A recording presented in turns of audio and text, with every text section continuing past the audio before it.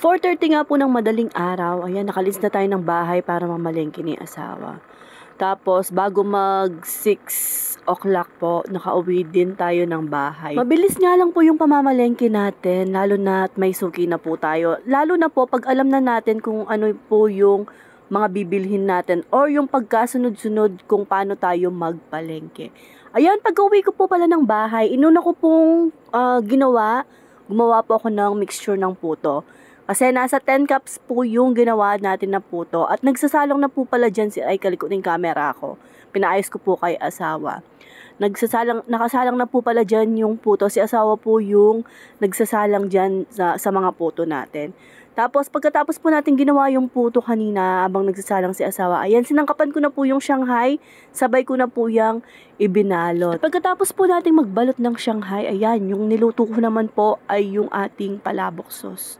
Kasi yung first na pa-order po pala natin ngayon ay 11 a.m. onwards to 12 noon po yung delivery time niya. Ayan, nihiwalay po pala natin yung ating palabok sauce at saka yung pan-toppings natin na giniling at ipon.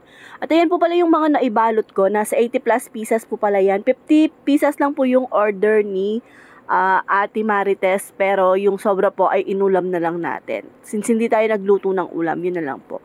At ayan, ang ganda po ng mga puto natin, praise all to God po mga kasawlo. Habang nagkakape po pala ako, ayan, pinabalot ko na kay asawa yung mga bilaon natin. Pinabalot ko na po yan ng mga aluminum foil. Mas maganda pa pong magbalot ng aluminum foil sa akin mas maganda pa pong magbalot ng bilao sa akin si asawa. Kaya sa kanya ko po pinaano yan. Medyo perfectionist siya when it comes to bilaon na binabalot niya po. At ayan, tapos na po pala yung ating mga puto. Bali 30 pieces po yan. 30 pieces, tapos 1 medium bilao at saka isang small medium bilao. At may napasobra po tayo. Ibinenta natin yan, sold out po. Pagka post natin, agad naman pong naibenta yun. At inasikaso ko na po pala itong pansit natin. Bali small bilao po siya. Hindi po siya naging bundle. Ayan po yung order niya. Bali medium bilao po ng puto cheese. Yung medium bilao po natin mga kasawlo is 650 pesos. Mga medium molder po siya. Tapos small pansit at saka small palabok na may kasamang extra sauce. At i-deliver din po yan ni asawa kay Ann Rivera Molina. Malapit lang din po sa atin dito. At ayan, akala ko nakapag-video po ako ng pagluluto natin ng carbonara. Hindi po pala. Nagtataka ako.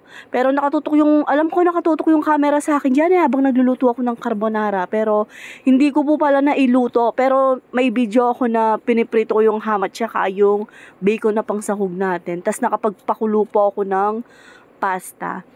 At abang nagluluto po tayo ng gisado, nagpiprito na po tayo ng Shanghai. Ito naman po ay order ni Ate Marites nga po. Bali ko, parents ko po siya. Bali, parang pasasalamat lang daw po niya kasi pumasa po yung anak niya sa board exam. At ayan, ganyan po kabilis yung pagluluto natin. Parang mabilis po sa camera, pero madami pong ginugugol na oras yung pag-prepare natin ng mga food pa-order po natin. Madami-dami din po pala yung niluto nating pansit at saka carbonara.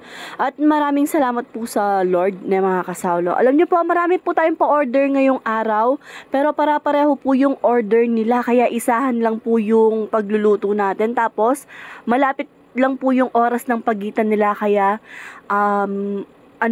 sinabay-sabay ko po yung pagluluto. At ayan po pala yung mga order nila ng mga kasawlo. Sinabay-sabay ko na po yung inilagay din sa bilao. At ayan, nagpatulong na ako kay asawa sa pagbabalot po ng ating mga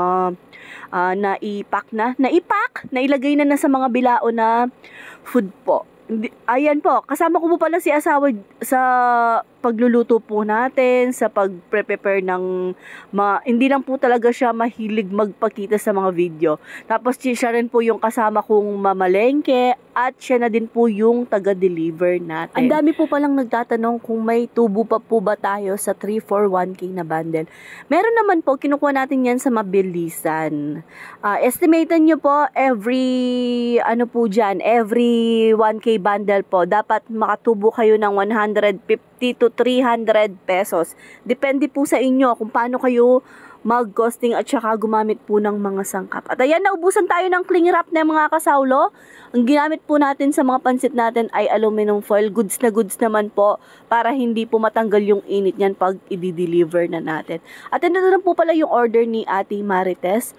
Bale, tatlong carbonara, 2 small pansit, 1 small puto at saka 50 pieces po na Shanghai. At i-deliver na po yan ni asawa mga bandang bago mag 1 o'clock po. Tapos ito naman pong kay sis Andin po, Anlusong ang panghuling pa-order natin.